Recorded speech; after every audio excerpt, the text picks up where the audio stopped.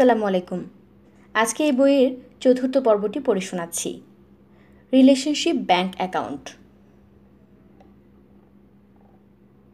আমরা এর আগে পার্সোনাল ব্যাংক অ্যাকাউন্ট এবং 1, 2 এবং 3 নং অভ্যাস সম্পর্কে জেনেছি। আর এই অধ্যায়ে আমরা শিখব রিলেশনশিপ ব্যাংক অ্যাকাউন্ট সম্পর্কে। সম্পর্ক গড়ে তুলতে সবার আগে নিজেকে নিয়ন্ত্রণ করতে হবে। তবে এজন্য তোমার নিখুঁত হওয়ার কোনো প্রয়োজন নেই, শুধু উন্নতি করলেই চলবে।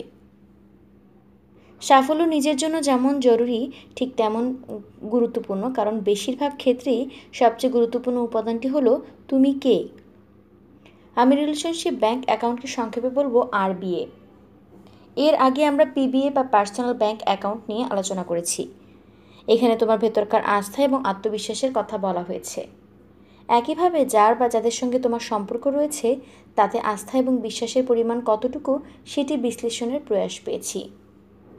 আরবিআইয়ের সঙ্গে তুলনা করা যেতে পারে ব্যাংকের কারেন্ট অ্যাকাউন্ট। তুমি যদি ডিপোজিটের মাধ্যমে সম্পর্কের উন্নতি ঘটাতে পারো, আবার উইথড্র করে তাকে দুর্বল করেও তুলতে পারো। দীর্ঘ সময় ধরে চলা একটি স্থিতিশীল ডিপোজিটের ফলাফল হলো এটি শক্তিশালী এবং স্বাস্থ্যকর সম্পর্ক। যদিও মিল রয়েছে, তবুও আরবিআই ফিনান্সিয়াল অ্যাকাউন্ট থেকে অন্তত 3টি দিক থেকে আলাদা বলছে আমার সহকর্মী জুডি হেনরিক্স। সে দেখিয়ে দিয়েছে, 1, তুমি ব্যাংকে 1টি বা 2টি অ্যাকাউন্ট খুলতে পারো, তবে আরবিআই খোলা যাবে যার সঙ্গে সাক্ষাৎ হবে তার সঙ্গেই। ধরো কোনো পাড়ায় তুমি তোমার নতুন এসেছো, এখানে অপরিচিত হলে বলে যাকে দেখছো তাকেই হ্যালো বলছো এবং তার সাথে একটা অ্যাকাউন্ট তোমার খোলা হয়ে গেল। তুমি যদি তাকে আগ্রহ নিয়ে চলো বা এড়িয়ে চলাও, সেক্ষেত্রেও অ্যাকাউন্ট খোলা হয়, তবে সেটা নেতিবাচক অ্যাকাউন্ট। এই ধরনের অ্যাকাউন্ট খুলে তেমন কোনো একটা লাভ হবে না। 2, কারেন্ট অ্যাকাউন্ট খুললে তুমি যে কোনো সময় সেটা বন্ধ করতে পারবে, কিন্তু কারোর সঙ্গে আরবিআই অ্যাকাউন্ট খুললে তা বন্ধ করা সম্ভব নয়। 3, চলতি হিসাবে 10 টাকা মানে 10 টাকাই, কিন্তু আরবিআইতে ডিপোজিট বাল্ব হয়ে উড়ে যায়, উইথড্রয়াল রূপান্তর ঘটে পাথরে। এর অর্থ তোমার সবচেয়ে গুরুত্বপূর্ণ স্পর্শগুলোর ক্ষেত্রে ছোট ছোট ডিপোজিট অনবরত চালিয়ে যাবে। তো কিভাবে একটি সুসম্পর্ক গড়ে তোলা যায় কিংবা ভাঙা সম্পর্ক জোড়ানো লাগানো সম্ভব? কাজটি সহজ। একেবারে একটি ডিপোজিট করবে। তোমাকে আস্ত হাতি খেতে দিলে নিশ্চয়ই পুরোটা একবারে সাবার করবে না। এক এক কামড় খেতে হবে, তাড়াহুড়োর প্রয়োজন নেই। একবার আমি একদল কিশোর কিশোরীকে জিজ্ঞাসা করছিলাম, তোমার আরবিআইতে সবচেয়ে সেরা ডিপোজিট কে এবং কিভাবে তৈরি করেছো? তাদের জবাব ছিল নিম্নরূপ: আমাদের পরিবারের ডিপোজিট আমাকে শক্তিশালী করেছে। যখন কোনো বন্ধু, শিক্ষক কিংবা প্রিয়জন বলে তোমাকে দারুণ লাগছে, সেসবই আমার জন্য বিরাট ডিপোজিট। এক বন্ধু একবার আমার জন্মদিনে ব্যানার বানিয়েছিল, ওটাই ছিল আমার জন্য সেরা ডিপোজিট। আমাকে নিয়ে যখন অন্যের কাছে গর্ব করা হয়, আমি ভুল করার পরেও তারা যখন আমাকে ক্ষমা করে দিয়েছে, ভুলে গেছে, ভালোবেসেছে। আমার লেখা কিছু কবিতা পাঠ করে শোনালে আমার বন্ধু কবিতাগুলোর খুব প্রশংসা করে বলেছিল আমার বই লেখা উচিত। দেখতেই পাচ্ছ কত রকমের ডিপোজিট রয়েছে। তবে নিচে 6টি ডিপোজিটের কথা বলা হলো যেগুলো সব সময় কাজ করে। তবে প্রতিটি ডিপোজিটের বিপরীতে উইথড্রয়াল ডিপোজিটও রয়েছে। আরবিআই ডিপোজিট: প্রতিশ্রুতি রক্ষা, ছোট ছোট দয়ালু কাজ করা, বিশ্বস্ত থাকা, লোকের কথা শোনা, বলা যে তুমি দুঃখিত, প্রত্যাশাগুলো পরিষ্কারভাবে তুলে ধরা। আরবিআই উইথড্রয়াল: প্রতিশ্রুতি ভঙ্গ, নিজের মধ্যে ডুবে থাকা, গসিপ করা, লোকের কথা না শোনা, আচরণে অত্যন্ত হওয়া, ভুয়া প্রত্যাশা সাজিয়ে রাখা। প্রতিশ্রুতি রক্ষা: ছোট ছোট প্রতিশ্রুতি এবং প্রতীক্ষা রক্ষার ক্ষেত্রে তোমার মানুষের বিশ্বাস অর্জন করা যায়। তুমি যা করবে বলেছ তা তোমার করা উচিত। তুমি যদি মাকে বলো আজ সন্ধ্যায় বাড়ি ফিরবে, তাহলে তোমার এই কথা রাখা উচিত। এভাবে তুমি ডিপোজিট তৈরি করতে পারবে। তুমি প্রতিশ্রুতি দিয়েও তা রক্ষা করতে ব্যর্থ হলে জানিয়ে দিও। এভাবে বলতে পারো, দুঃখিত বোন, আজ রাতে আমি তোমাদের নাটকে হাজির হতে পারতাম না। জানতাম না আমার রাগবি ম্যাচ আছে, তবে কাল নিশ্চয়ই যাব। তুমি যদি সত্যি কথা বলো এবং সবসময় প্রতিশ্রুতি রক্ষার চেষ্টা করো, তাহলে 2-1টি প্রতিশ্রুতি ভঙ্গ হলে লোকে ঠিক বুঝে নেবে তুমি ইচ্ছে করে কাজটা করনি, বরং বিপদে পড়েই করেছ। তোমার বাবা মার সাথে আরবিআইয়ের পরিমাণ যদি কম থাকে, প্রতিশ্রুতি রক্ষার মাধ্যমে তা গড়ে তোলার চেষ্টা করো, কারণ তোমার বাবা মা তোমাকে বিশ্বাস করে। কাজেই তাদের সঙ্গে আর বিয়ে গড়ে তুলতে কোনো রকম সমস্যা হবে না। ছোট ছোট দয়ালু কাজ করো। তোমার মন খুব খারাপ, আর যে কাজে হাত দিচ্ছ সেটাই ব্যর্থ হচ্ছে। এমন সময় কেউ যদি তোমাকে মিষ্টি করে কিছু বলে, তোমার মন নিশ্চয়ই ভালো হয়ে যাবে। মাঝে মাঝে ছোট্ট একটি বিষয়, একটি হ্যালো, একটু দয়ালু চিঠি, একটু হাসি, একটু প্রশংসা, একটু জড়িয়ে ধরা দারুণভাবে অনেক কিছু বদলে দিতে পারে।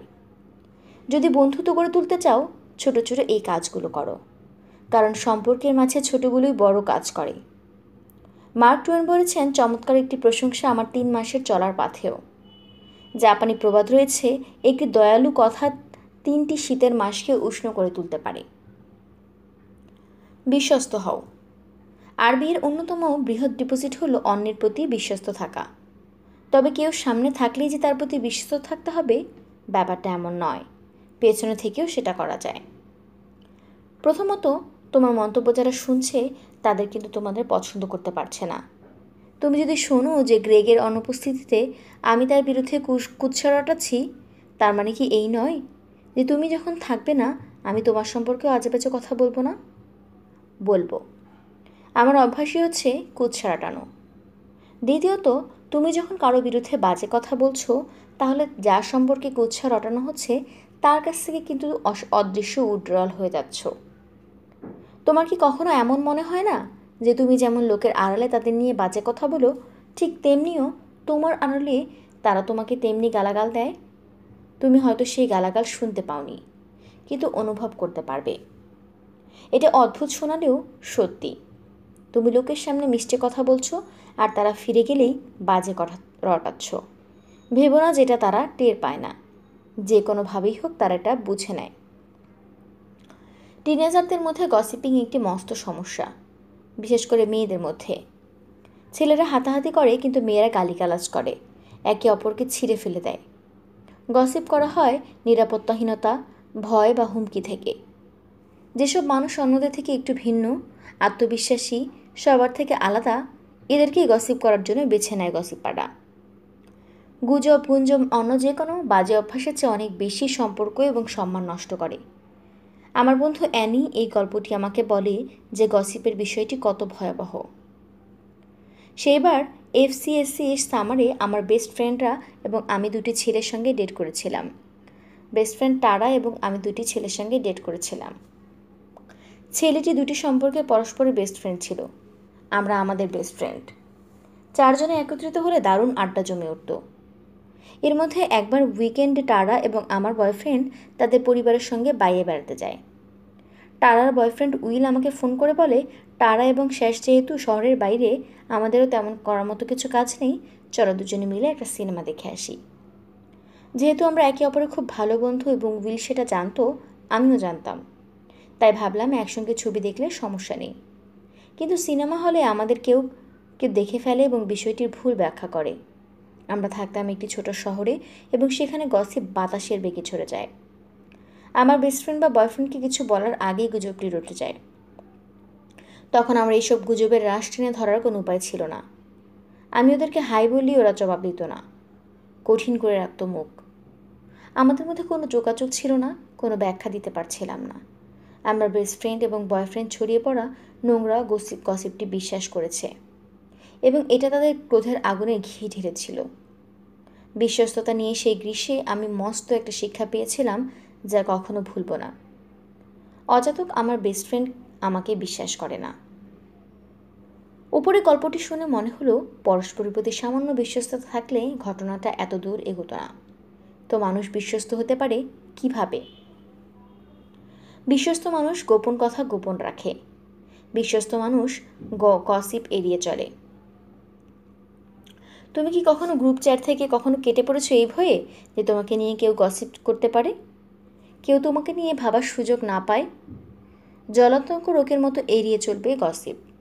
অন্যদের নিয়ে ভালো কথা চিন্তা করবে এবং তাদের সন্দেহেরকে ঊর্ধ্বে রাখবে। মনে রেখো, শক্তিশালী মন আইডিয়া নিয়ে কথা বলে, দুর্বল লোক কথা বলে লোকদের নিয়ে। বিশ্বস্ত মানুষ অন্যদের গুণগান করে। পরবর্তীতে কারো সম্পর্কে যখন গসিপ করতে শুনতে কোনো গ্রুপ চ্যাট, তখন সেখানে না থাকায় সেই লোকটির গুণগান করো। যাতে সেই লোকটির প্রশংসা হবে। এই প্রসঙ্গে একটি বেস্টির কথা শোনা যাক।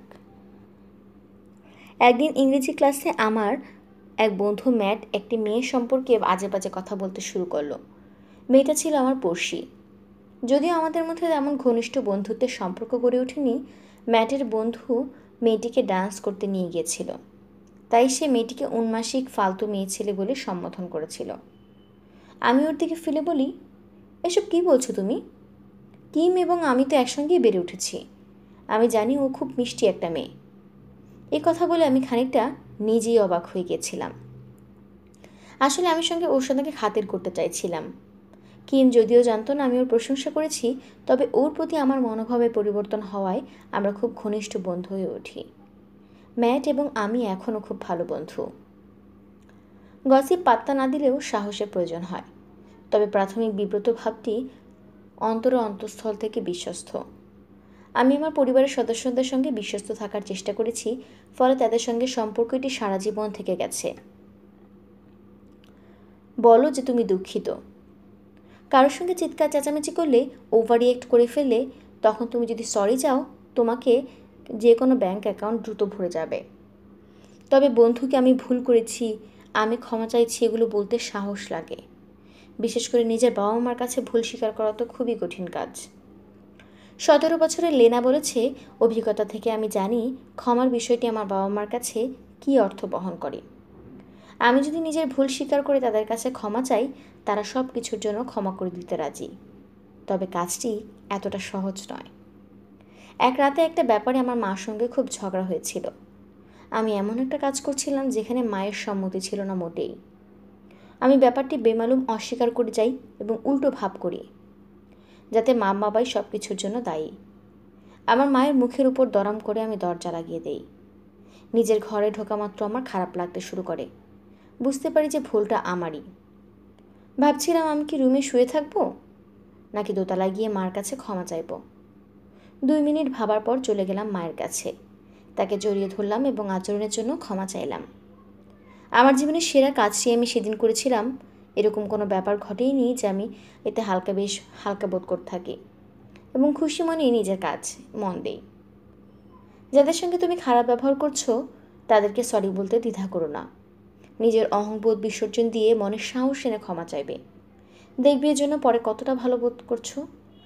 ক্ষমা চাইলে যার কাছে ক্ষমা চাওয়া হয়, সে মানুষটি দুর্বল হয়ে পড়ে। কেউ অপমানিত হলে তার অপমানবোধ তরবারির মতো তীক্ষ্ণ এবং ধারালো হয়ে ওঠে। তবে ক্ষমা চাইলে সে তরবারি তারা নামিয়ে নেয়। প্রত্যাশাগুলো পরিষ্কারভাবে তুলে ধরো। তুমি যখন নতুন চাকরিতে ঢুকবে, নতুন সম্পর্কে ঢুকবে, তখন নিজের প্রত্যাশাগুলো খুব পরিষ্কারভাবে তুলে ধরতে ভুল করবে না। ধরো জ্যাকুলিন বলল, তোমার সঙ্গে চমৎকার সময় কাটলো জেফ, পরের সপ্তাহে আবার দেখা হবে। এই কথা দিয়ে জ্যাকুলিন আসলে বলতে চেয়েছে, সুন্দর একটা সময় কাটলো, এখন আমরা শুধু বন্ধু হই। কিন্তু জ্যাকুলিন যেহেতু ফলস প্রত্যাশার কথা বলেছে, তাই জেফ তাকে পরের সপ্তাহে আবার ডেটিংয়ে যাওয়ার জন্য অনুরোধ করতে থাকে। আর জ্যাকুলিন তাকে প্রত্যাখ্যান করে বলে, পরের সপ্তাহে দেখা যাবে। জ্যাকুলিন যদি শুরুতেই তার কথাবার্তায় সৎ থাকতো, তাহলে কিন্তু তাকে এতটা ঝামেলা পোহাতে হতো না। তোমার বয়স তো বলতে পারে, মঙ্গলবার সন্ধ্যায় তোমাকে আমার অমুক কাজটি করে দেওয়ার জন্য দরকার। তুমি হয়তো জবাব দিলে, আমি দুঃখিত, মঙ্গলবার সন্ধ্যায় আমি থাকতে পারবো না, কারণ ওই সময় আমার শিশু ভাইটিকে আমার দেখাশোনা করতে হবে। তোমাকে চাকরি দেওয়ার সময় এই কথাটি বললেই পারতে। এখন আমি কি করব? এভাবে সরাসরি কথা বলে অর্জন করো আস্থা এবং নিজের প্রত্যাশাগুলোকে পরিষ্কারভাবে তুলে ধরো। ছোট ছোট পদক্ষেপ। প্রতিশ্রুতি রক্ষা। 1. আগামীতে যখন বাড়ির বাইরে যাবে, বাবা মাকে বলে যাবে তুমি কখন বাসায় ফিরছ। 2. আজ থেকে যে কোনো পরিস্থিতি দেওয়ার আগে চিন্তা করবে প্রতিশ্রুতি রক্ষা করতে পারবে কিনা। ছোট ছোট দয়ালু কাজ করো। 3. এই সপ্তাহে কোনো ভিখিরির জন্য খাবার কিনে দিও। 4. যে মানুষটির জন্য অনেক দিন ধরে ধন্যবাদ দিতে চাইছো কিন্তু দেয়া হয়ে ওঠেনি, তাকে একটা থ্যাংক ইউ নোট লিখে দিও। 5. গসিপ থেকে দূরে থাকো। 6. একটি পুরো দিন অন্যদের ব্যাপারে শুধুমাত্র ইতিবাচক চিন্তা করবে। 7. আজ আর বেশি কথা বলো না, শুধু শুনে যাও। 8. পরিবারের এমন সদস্যকে বেছে নাও যার কথা তুমি কখনোই শুনতে চাওনি। হতে পারে তোমার ছোট ভাই বোন, কিংবা বড় কেউ? 9. আজ রাতে ঘুমাতে যাওয়ার আগে এমন কাউকে সরি বলে চিঠি লেখো যাকে পূর্বে অপমান করেছিলে। 10. এমন একটি পরিবেশের কথা ভাবো যেখানে তোমার এবং তোমার লোকের প্রত্যাশা ভিন্ন। কিভাবে প্রত্যাশা অভিন্ন করা যায় তা নিয়ে চিন্তা করো। তাদের প্রত্যাশা এবং আমার প্রত্যাশা। অভ্যাস 4. ভাবো দুজনেই জিতবে। জীবন একটা বুফে। জর্জ এলিয়েট লিখেছেন, আমরা কী জন্য বেঁচে আছি যদি জীবনটাকে একে অপরের জন্য একটু সহজ করে তুলতে না পারি? আমি এক বিখ্যাত বিশ্ববিদ্যালয় থেকে বিজনেস ডিগ্রি নিয়েছিলাম, যেটি কুখ্যাত ছিল তার ফোর্সড কার্ভ মার্কিং পলিসির জন্য। প্রতিটি ক্লাসে ছাত্রছাত্রীর সংখ্যা ছিল 90 জন এবং প্রতি ক্লাসে 10% অর্থাৎ 9 জন ছাত্র বা ছাত্রীকে ক্যাটাগরি 3 পেতে হতো। ক্যাটাগরি 3 মানে তুমি ফেল। ক্লাসে যত ভালো খারাপ পারফরমেন্সই করো না কেন, 9 জন ক্লাসে ফেল করতোই। আমরা খুব বেশি কোর্সে ফেল করলে তোমাকে ইউনিভার্সিটি থেকে বের করে দেবে। চাপটা ছিল সাংঘাতিক। সমস্যা হলো ক্লাসে সকলেই ছিল দারুণ স্মার্ট, কাজের প্রতিযোগিতাও ছিল ভয়ানক। আমি ঠিক করলাম ভালো নম্বর পাবার বদলে আমার লক্ষ্য হবে ওই 9 জন ছাত্রের মধ্যে যাতে আমি না থাকি। খেলা জিতবার বদলে আমি চেয়েছি খেলা যাতে না হারি। এই প্রসঙ্গে একটি গল্পের কথা আমার মনে পড়ে গিয়েছিল। 2 বন্ধুকে একটা ভাল্লুক তাড়া করছিল। একজন অপরজনের দিকে ফিরে বলল, আমি মাত্রই বুঝতে পারলাম দৌড়ে ভাল্লুকটাকে হারানোর প্রয়োজন আমার নেই। তোমাকে দৌড়ে হারানোর দরকার। একদিন ক্লাসে আমি বসে সবার দিকে তাকিয়ে ভাবছিলাম, এদের মধ্যে কোন 9 জন রয়েছে যারা আমার চেয়েও বোকা। একজন নির্বোধের মতো একটি উক্তি করে বসলে আমি ভাবলাম, এই তো পেয়েছি, এই ছোকরা নির্ঘাত ফেল করবে। তো বাকি রইল আর 8 জন। সেমিনারে আমি মাঝে মাঝে আমার সেরা আইডিয়াগুলো বলতে চাইতাম না, পাছে কেউ আমার আইডিয়া চুরি করে নিজের নামে চালিয়ে দেয়। এসব দুশ্চিন্তা ভেতরে আমাকে কুরে কুরে খাচ্ছিল এবং মনটাও ক্রমে ছোট হয়ে যাচ্ছিল। সমস্যা হলো আমি হার জিতের কথা ভাবছিলাম, আর হার জিতের কথা ভাবলে তোমার মন নেতিবাচক চিন্তায় প্লাবিত হবেই। তবে একটি ভালো উপায় ছিল, সেটি হচ্ছে 4 নম্বর অভ্যাস। ভাবো দুইজনেই জিতবে। ভাবো দুই পক্ষেই জিতবে। জীবনের প্রতি একটা দৃষ্টিভঙ্গি, মনের প্রতি একটা মানসিক কাঠামো, যেটা বলে আমি জিততে পারবো, তুমিও পারবে। তুমি বা আমি একা নই, দুজনেই জিতব।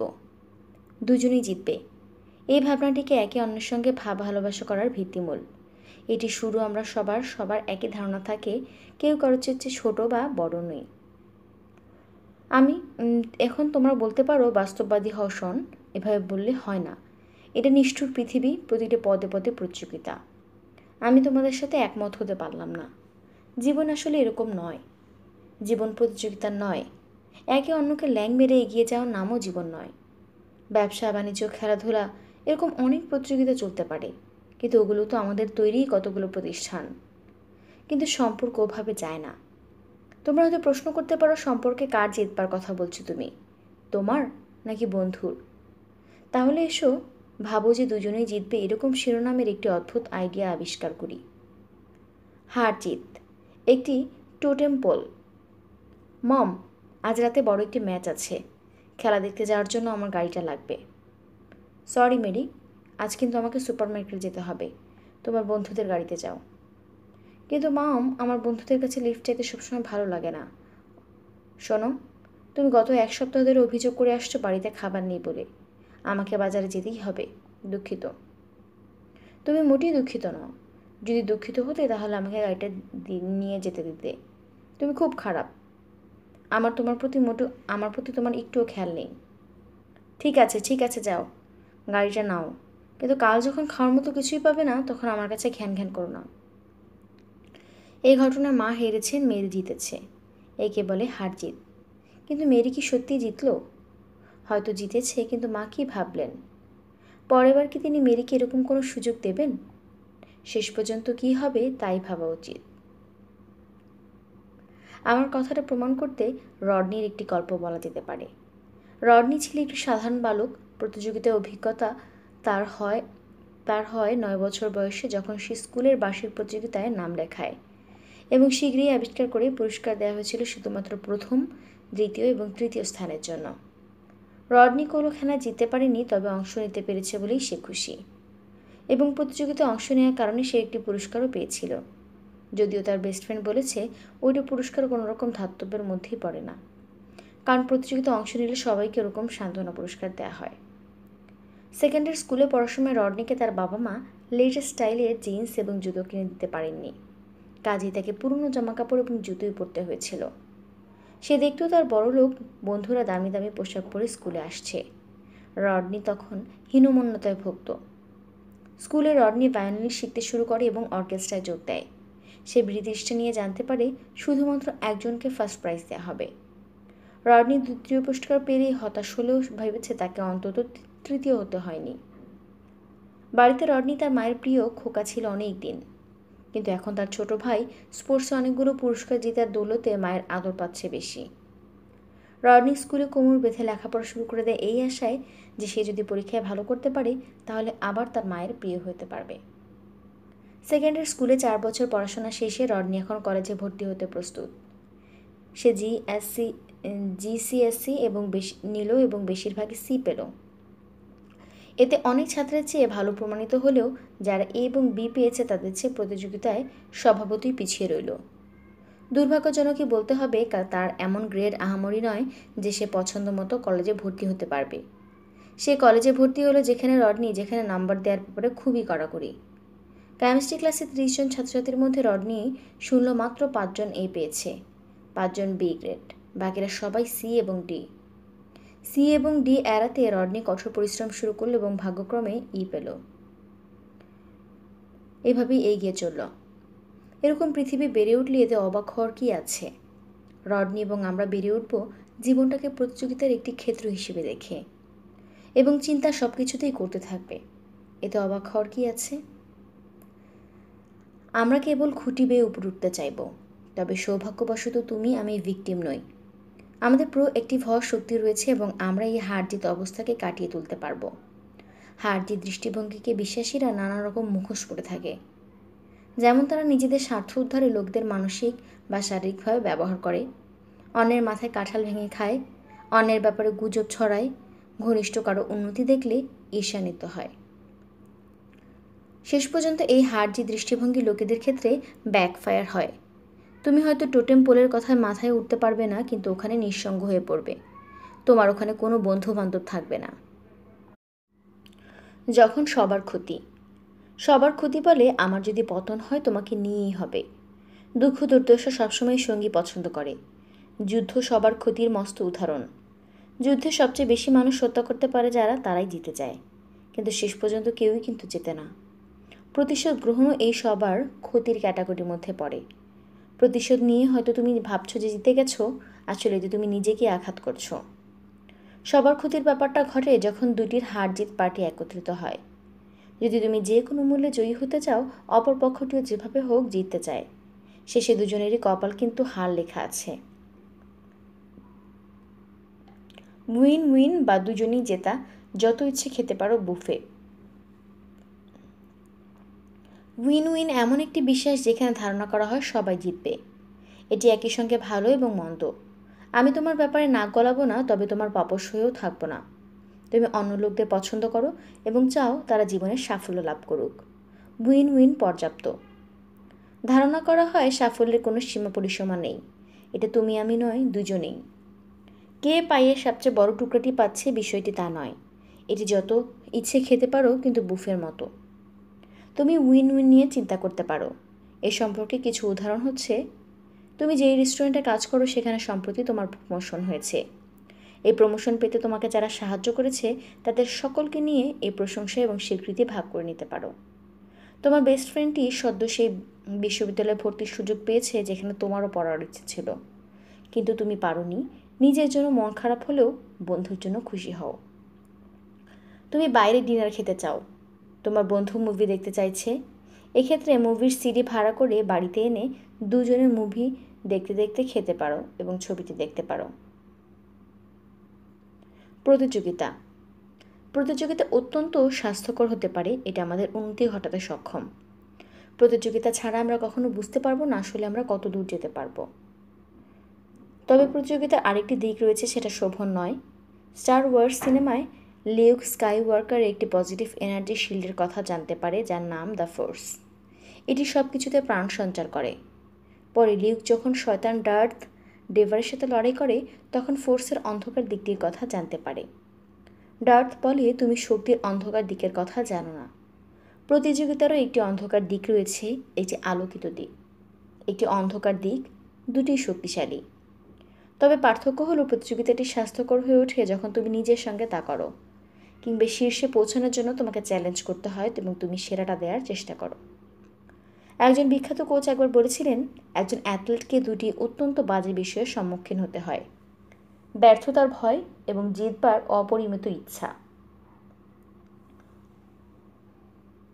আমরা কে কী পারি তা নিরূপণে প্রতিযোগিতা করা যেতে পারে, কিন্তু বয়ফ্রেন্ড, গার্লফ্রেন্ড, সামাজিক মর্যাদা, বন্ধুত্ব, জনপ্রিয়তা ইত্যাদি বিষয় নিয়ে কখনো প্রতিযোগিতা করতে চেও না, বরং জীবনটাকে উপভোগ করো। তুলনা হলো প্রতিযোগিতার যমজ ভাই, এবং এটি একটি ক্যান্সার রোগের সমগোত্রীয়। অন্যের সাথে নিজেকে তুলনা করাটা স্রেফ আহাম্মকি। কেন? কারণ আমরা সামাজিক, মানসিক এবং শারীরিক সব দিক থেকে একজন অপরজনের কাছ থেকে আলাদা। কেউ কেউ পপলার গাছের মতো একবার এটিকে মাটিতে পোঁতার পরেই আগাছার মতো বাড়তে থাকে। কেউ বাঁশের মতো বছর 4 পর একেবারেই বৃদ্ধি হয় না, তারপর 5ম বছরে 90 ফুট উচ্চতায় চলে যায়। একদা আমি শুনেছিলাম জীবন হলো প্রতিবন্ধকতার কোর্সের মতো। প্রতিটি মানুষের নিজস্ব কোর্স রয়েছে, লম্বা দেয়াল দ্বারা সেটি অন্যদের কোর্স থেকে আলাদা করে। তোমার কোর্সে তোমার ব্যক্তিগত বৃদ্ধির উপর ভিত্তি করে নানান রকম প্রতিবন্ধকতা থাকবে। কাজে উঁচু দেয়ালটি বেয়ে উঠে পড়শি কী করছে এবং তার প্রতিবন্ধকতা কী কী এসব দেখে নিজের সাথে তুলনা করাটা বোকামি নয় তো কী? অন্যের সাথে তুলনা করে নিজের জীবন গড়ে তোলাটা মোটেই ভালো কাজ নয়। আমি যদি এরকম নিরাপত্তার আশ্বাস পাই যে আমার পরীক্ষার ফলাফল তোমার চেয়ে ভালো, কিংবা আমার বন্ধুবান্ধব তোমাদের চেয়ে অধিকতর জনপ্রিয়, তখন কী ঘটবে? এমন একজনের আবির্ভাব ঘটে যার পরীক্ষার রেজাল্ট আমার চেয়ে অনেক ভালো এবং তার বন্ধুরা আমাদের বন্ধুদের চেয়ে অনেক বেশি জনপ্রিয়। উইন উইন স্পিরিটের আসল মজা যা। উইন উইন ব্যাপারটি বড্ড সংক্রামক। তুমি যদি বিশাল হৃদয়ের মানুষ হও, তাহলে অন্যদের সাহায্য করো, তুমি বন্ধুদের কাছে হয়ে উঠবে চুম্বকের মতো। তারা সবাই তোমার কাছে ছুটে আসবে। তুমি তো সেই সব মানুষকেই ভালোবাসো যারা তোমার সাফল্য নিয়ে ভাবে এবং চায় তুমি জিতবে। বিনিময়ে তুমিও নিশ্চয়ই এদেরকে সাহায্য করতে চাও। মাঝে মাঝে এমনটি দেখা যায় যে তুমি যতই চেষ্টা করো না কেন, উইন উইন সমাধান মিলছে না, অথবা অপরপক্ষ হার জিতের দিকে এমনভাবে ঝুঁকে আছে যে তুমি তার কাছে ঘেঁষতে আগ্রহ বোধ করছো না। এমনটি হয়। এক্ষেত্রে তুমি উইন উইন অবস্থায় যাবে কিংবা নো ডিল অবস্থায়। এর অর্থ, যদি দেখো কোনো সমাধান পাচ্ছ না যাতে দুই পক্ষেরই লাভ হতে পারে, তাহলে খেলতে যেও না। No deal. ছোট ছোট পদক্ষেপ। 1. যেখানে তুলনা আসতে পারে সে জীবনের সেই বিশেষ অংশগুলোকে চিহ্নিত করো। 2. খেলাধুলা করলে স্পোর্টসম্যানশিপ দেখাও। 3. কাউকে টাকা ধার দিলে সেটা ভদ্রভাবে ফেরত চাইবে। 4. হারবে নাকি জিতবে এসব চিন্তা না করে কারোর সঙ্গে তাস, দাবা কিংবা কম্পিউটার গেম খেলতে পারো। 5. তোমার কি কোনো গুরুত্বপূর্ণ পরীক্ষা আছে সামনে? তাহলে কারোর সঙ্গে একত্রে বসে লেখাপড়া করতে পারো। তোমার আইডিয়াগুলো তার সঙ্গে ভাগ করে নিতে কোনো দোষ নেই, এতে দুজনেরই লাভ হবে। 6. পরের বার যখন তোমার কোনো ঘনিষ্ঠ বন্ধু তোমার কোনো সাফল্য লাভ করবে, মন থেকে খুশি হবে, হুমকি ভাববে না। 7. জীবন সম্পর্কে তোমার সাধারণ দৃষ্টিভঙ্গি কী? এটা কি উইন লুজ, লুজ উইন, নাকি লুজ লুজ, নাকি উইন উইন ভাবনার উপর ভিত্তি করে গঠিত? এই অ্যাটিটিউড তোমাকে কতটা প্রভাবিত করে? 8. তুমি এমন কোনো একটা লোকের কথা ভাবো যে উইন উইনের জন্য আদর্শ মডেল। এই মানুষটির কোন দিকগুলো তোমাকে আকর্ষিত করে? কোন ব্যক্তি, আমি তাদের যে গুণগুলোতে আকৃষ্ট সেগুলো লিখে ফেলো। তুমি কি বিপরীত লিঙ্গের কারোর সাথে লুজ উইন সম্পর্কের মধ্যে রয়েছ? যদি তাই হয়, তাহলে ভেবে দেখো এটি তোমার জন্য উইন করতে চাইলে অথবা নো ডিল থেকে বেরিয়ে এসে সম্পর্কটা বেরিয়ে আসতে গেলে কী ঘটতে পারে। অভ্যাস 5. আগে বুঝবার চেষ্টা করো, তারপর উপলব্ধি করো তোমার আছে 2টি কান এবং একটি মুখ। অপরের জুতা পরে হাঁটার আগে নিজেটা খুলে নিতে হবে, বলেছেন জনৈক একজন লেখক। ধরো তুমি কোনো একটা জুতার দোকানে ঢুকলে একজোড়া নতুন জুতা কিনতে। বিক্রয় সহকারী জিজ্ঞাসা করলো, কী ধরনের জুতা তোমার চাই? মানে আমি এমন একটা জুতা খুঁজছি। বুঝতে পেরেছি। তোমাকে কথা শেষ করতে দিল না বিক্রেতা। এক জোড়া জুতা নিয়ে আসছি, সবাই এই জোড়া পছন্দ করেছে। সে ছুটে গিয়ে এমন এক জোড়া জুতো নিয়ে আসলো যে অতিশয় কুৎসিত দর্শন। তুমি জুতো দেখিয়ে বেঁকে বসলে। এই জুতো আমার চাই না, আমার পছন্দ হচ্ছে না। আরে কী যে বলো তুমি, সবার পছন্দ এই ধরনের জুতা। না, আমি অন্যরকম কিছু খুঁজছি। আরে এটা নাও, খুব ভালো জুতো। কিন্তু আমি, শোনো, 10 বছর ধরে জুতো বিক্রি করছি আমি। আমি খুব বুঝতে পারছি কাকে কিসে মানায়। এইরকম অভিজ্ঞতা হওয়ার পর তুমি নিশ্চয়ই আর জীবনে ওই দোকানে পা বাড়াবে। নিশ্চয়ই না। যেসব লোক তোমার প্রয়োজন কী তা না আগে জেনেই সমাধান বের করতে চায়, তাদের উপর তোমার আস্থা না রাখাই স্বাভাবিক। কিন্তু আমরা প্রায়ই যে কাজটা করে থাকি তা কি জানো? হ্যাঁ মালিসা, তোমার খবর কি? তোমাকে খুব হতাশ লাগছে।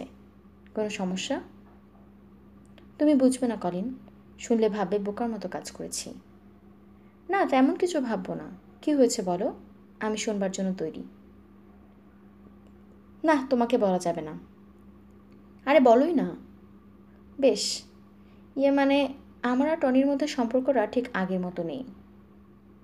তোমাকে বলেছিলাম ওর সঙ্গে জড়িও না, জানতাম এমনটি ঘটবে। টনি মূল সমস্যা নয়। শোনো মেলিসা, তোমার জায়গায় আমি হলে ওর কথা স্রেফ ভুলে গিয়ে নিজের জীবনটার মতো চালিয়ে দিতাম। কিন্তু কলিন, আমি সেরকম কিছু ভাবছি না। তুমি কি ভাবছো আমি বেশ বুঝতে পারছি। গত বছর একই সমস্যা আমিও পড়েছিলাম। মনে নেই তোমার? আমার গোটা বছরটাই মিসমার হয়ে গেছিল। বাদ দাও কলিন। মেলিসা, আমি তোমাকে কেবল সাহায্য করতে চাইছিলাম। আমি সত্যিই ব্যাপারটা বুঝতে চাইছি। তোমার কেমন লাগছে বলো? আমাদের প্রবণতাই হলো সুপারম্যানের মতো সাই করে আকাশ থেকে উদয় হয়ে কোনো সমস্যা বুঝবার আগেই তার সমাধানের চেষ্টা করা। আমরা আসলে সমস্যার কথা ভালোভাবে শুনতেই চাই না। একটা ইন্ডিয়ান প্রবাদ আছে, শোনো, নতুবা তোমার জীব তোমাকে বধির বানিয়ে দেবে। আগে লোকের কথা শুনবে, তারপর বুঝবার চেষ্টা করবে। কথাটি এভাবে বলা যায়, আগে শোনো, তারপর বলো। এটাই হচ্ছে পঞ্চম অভ্যাস। যদি এই সাধারণ অভ্যাসটি বুঝতে পারো, নিজেটা শেয়ার করার আগে অন্যজনের দৃষ্টিভঙ্গি দিয়ে সব কিছু দেখতে পারো, তাহলে উপলব্ধির একটা নতুন জগৎ খুলে যাবে। শ্রবণের 5টি দুর্বল স্টাইল। কাউকে বুঝতে হলে তোমার কথা, তার কথা তোমার শোনা দরকার। সমস্যা হলো আমাদের বেশিরভাগই জানা নেই কীভাবে শুনবো। লোকে যখন কথা বলে তাদের কথা আমরা খুব কমই শুনি, কারণ আমরা নিজেদের কাছে ব্যস্ত থাকি এবং এক কান দিয়ে কথা শুনি আরেক কান দিয়ে বের করে যাই। আমার কথা শুনবার জন্য 5টা স্টাইলের যে কোনো একটি গ্রহণ করা আমাদের জন্য খুবই টিপিক্যাল হয়ে যাবে।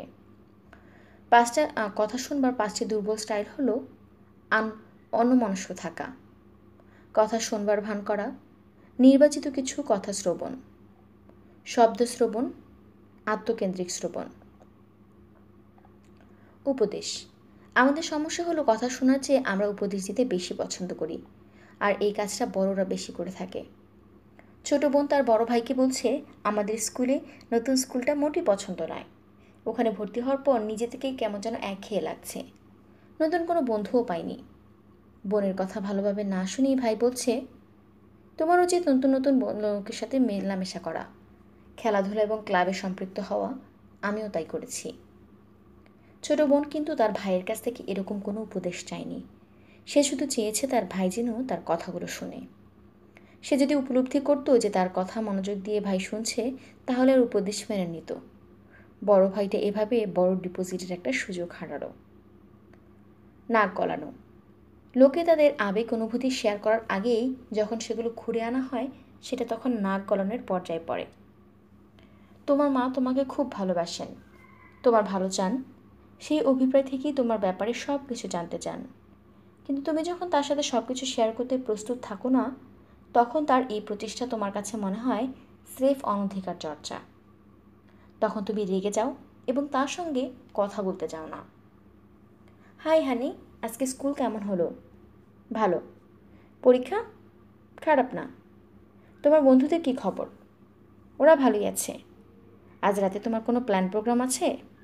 তেমন কিছুই নেই। ইদানিং কোনো সুন্দরী মেয়ের সাথে ডেটে যাচ্ছ না? না মা, জাস্ট লিভ মি অ্যালোন। জেরা করা কারোরই পছন্দ নয়। তুমি যখন প্রচুর প্রশ্ন করছো কিন্তু সেরকম কোনো জবাব মিলছে না, তার মানে তুমি নাক গলাচ্ছ। মাঝে মাঝে লোকদেরকে নিজেদেরকে তুলে ধরার জন্য প্রস্তুত থাকে না এবং কথা বলতেও ভালো লাগে না। ভালো শ্রোতা হতে শেখো এবং কান খোলা রাখো। যখন উপযুক্ত সময় আসবে তখনই শুনবে। আসল শ্রবণ। সৌভাগ্যবশত তুমি এবং আমি কেউই এই দুর্বল 5টি শ্রবণ স্টাইলের মধ্যে নেই, ঠিক? হয়তো মাঝে মাঝে আমরা এরকম করে থাকতেও পারি, তবে শ্রবণের উচ্চতর আকার রয়েছে যা প্রকৃত যোগাযোগ রক্ষায় সহায়তা করে। তবে বলা যায় আসল শ্রবণ এটাকে। এই ধরনের প্র্যাকটিসই আমরা করতে চাই। প্রথমত তোমার চোখ, হৃদয় এবং কান দিয়ে শুনতে হবে। শুধুমাত্র কান দিয়ে শুনলে হবে না, কারণ যোগাযোগের মাত্র 7 ভাগ শব্দের সাহায্যে ঘটে থাকে। বাকিটা আসে শরীরী ভাষায়।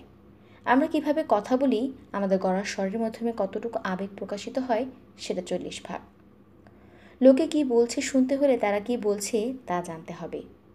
মানুষ ওপরে যে ভাবই দেখাক না কেন, বেশিরভাগ লোক চায় যেন তার কথা মানুষ শুনতে পারে এবং বুঝতে পারে। অন্যদের মতো করে শুনতে হবে। প্রকৃত শ্রোতা হতে গেলে অন্যদের মতো করে শুনতে হবে। রবার্ট বার্ন বলেছেন, অন্য লোকের মোকাসিন জুতো পরে মাইলখানেক না হাঁটা পর্যন্ত তুমি গন্ধটা বুঝতে পারবে না। তারা যেভাবে পৃথিবীটাকে দেখে, ঠিক সেইভাবে তোমাকে দুনিয়াটা দেখতে হবে। ধরো দুনিয়ার সমস্ত লোক রঙিন চশমা পরেছে এবং দুটো ছায়া কখনো এক লাগছে না। তুমি আর আমি নদীর তীরে দাঁড়িয়ে আছি। আমার চোখে সবুজ এবং তোমার চোখে লাল কাচের চশমা। দেখো পানির রঙটা কেমন সবুজ। সবুজ? তোমার মাথা খারাপ নাকি? পানির রং তো লাল। আরে তুমি দেখছি বর্ণচোরা। পানির রং একদম সবুজ। লাল গর্ধব। সবুজ, লাল, সবুজ। অনেকেই বাতচিতকে প্রতিযোগিতা মনে করে। এটি হলো আমাদের দৃষ্টিভঙ্গি, বরং তোমার দৃষ্টিভঙ্গি। আমরা দুজনেই সঠিক হতে পারি না। বাস্তবে আমাদের ভিন্ন ভিন্ন দৃষ্টিকোণ থেকে আগমন হয়। তাছাড়া কথায় জিতে যাওয়ার বিষয়টি বড্ড হাস্যকর। এটি সাধারণত অবসান ঘটে উইন লুজ বা লুজ লুজে, এবং এটি আরবিএ থেকে উইথড্রুয়াল নেয়। প্র্যাকটিস করো আয়নায়। চিন্তা করো আয়নার মতো। আয়না কি করে? এটি কখনো বিচার করে না, কোনো উপদেশ দেয় না, শুধুমাত্র প্রতিফলন ঘটায়। আয়নায় প্র্যাকটিস করার মানে হলো অন্য লোকে কী বলছে, অনুভব করছে, সেটা নিজের কথাই রিপিট করো। আয়নার সামনে প্র্যাকটিস মানে কাউকে ভ্যাংচানো বা নকল করা নয়। এটা হলো কাকাতুয়ার মতো কোনো কথা বারবার বলা বা পুনরাবৃত্তি করা। টম, এই মুহূর্তে আমি স্কুলে সবচেয়ে বাজে সময় পার করছি। তুমি এই মুহূর্তে স্কুলে সবচেয়ে বাজে সময় পার করছো। আমি সবগুলো সাবজেক্টে ফেল করেছি। তুমি সবগুলো সাবজেক্টে ফেল করেছো। বাবা মার সঙ্গে সুসম্পর্ক। একসময় বাবা মার সঙ্গে আমার বেশ ভালো সম্পর্ক ছিল, তবে একটা পর্যায়ে মনে হতো তাদের শরীরের ভেতরে এলিয়েন বাস করছে। আমার মনে হচ্ছিল তারা আমাকে বুঝতে পারছেন না, স্রেফ অন্য 5টা বাচ্চার মতো দেখছে। তবে বাবা মাকে যতই দূরের মনে হোক না কেন, তুমি যদি তাদের সাথে যোগাযোগ বজায় রেখে চলতে পারো, জীবনটা আরও সুন্দর হবে। বাবা মার সঙ্গে সম্পর্ক উন্নয়ন ঘটাতে চাইলে তাদের কথা শুনবে, যেভাবে তোমার বন্ধুরা তাদের কথা শোনে। আমার বাবা মাকে প্রায়ই নালিশ করি, কিন্তু যে তোমরা আমাকে বুঝতে পারো না, কেউই আমাকে বুঝতে চায় না। কিন্তু কখনো কি তুমি ভেবে দেখেছো, তুমিও হয়তো তাদের বুঝতে চাওনি? অন্যদের উপরেও অনেক চাপ থাকে। তুমি যখন বন্ধুবান্ধব কিংবা পরীক্ষা নিয়ে দুশ্চিন্তা করছো, তখন হয়তো তারা চিন্তিত হয়ে বসে তাদের বসকে নিয়ে। কখনো কখনো এমন হয়, চাল কেনা কিংবা বিদ্যুৎ গ্যাস বিল দেওয়ার মতো টাকা তাদের থাকে না। তোমার মা হয়তো শহরের বাইরে যাওয়ার সুযোগ খুব কমই পান। তোমার বাবার গাড়িটি মান্ধাতামালের বলে পড়শিরা হয়তো এটা নিয়ে হাসাহাসি করে। তাদের স্বপ্নগুলো পূরণ হয়নি তোমাদেরকে মানুষ করতে গিয়ে। শোনো, বাবা মারাও মানুষ, তারাও হাসেন, কাঁদেন এবং দুঃখ পান। তুমি যদি সময় নাও তোমার বাবা মাকে বোঝবার জন্য, দুটি দারুণ জিনিস ঘটবে। প্রথমত, তাদের কাছ থেকে অনেক বেশি সম্মান পাবে। দ্বিতীয়ত, তুমি যদি তোমার বাবা মাকে বুঝতে পারো এবং তাদের কথা শোনো, যে তুমি যেটা চাইছো সেটাই পাবে। আমার বয়স যখন 19 বছর, আমি প্রথমে বাবার বই পড়ি। তিনি ছিলেন একজন সফল লেখক এবং সবাই আমাকে বলতো তার বইগুলো খুব ভালো। কিন্তু 19-এর আগে আমি তার কোনো বই ছুঁয়েই দেখিনি। প্রথম বইটা পড়ার পর মনে হয়েছিল, wow, my dad is smart. ছোট ছোট পদক্ষেপ। 1. কারোর সঙ্গে কথা বলার সময় চোখে চোখ রেখে কথা বলবে। 2. কোনো ব্যস্ত রাস্তায় গিয়ে যাত্রী ছাউনিতে বসে লক্ষ্য করো লোকজন কিভাবে একে অপরের সাথে যোগাযোগ করছে। 3. আয়নায় আজ পুনরাবৃত্তির প্র্যাকটিস করো এবং অনুকরণের চেষ্টা করো। 4. নিজেকে শোধাও শ্রবণের কোন দুর্বল 5টি স্টাইল আমার জন্য সমস্যার। 5. এই সপ্তাহে যে কোনো একটি সময় বাবা মাকে জিজ্ঞাসা করো কেমন চলছে তোমাদের দিনকাল। নিজের হৃদয় খুলে দাও, প্রকৃত একজন শ্রোতা হওয়ার প্র্যাকটিস করো। 6.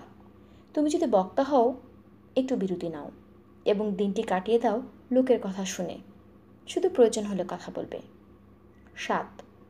পরের বার যখন দেখবে নিজের অনুভূতিগুলো কবর দিতে দিও না এবং এগুলো প্রকাশ করবে। 8.